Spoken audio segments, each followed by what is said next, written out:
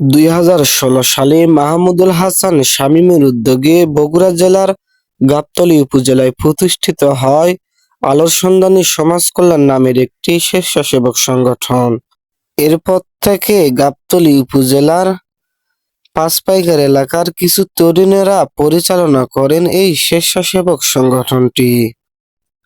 গরিব দুঃখী মানুষের জন্য নানা রকম আয়োজন করেন তারা।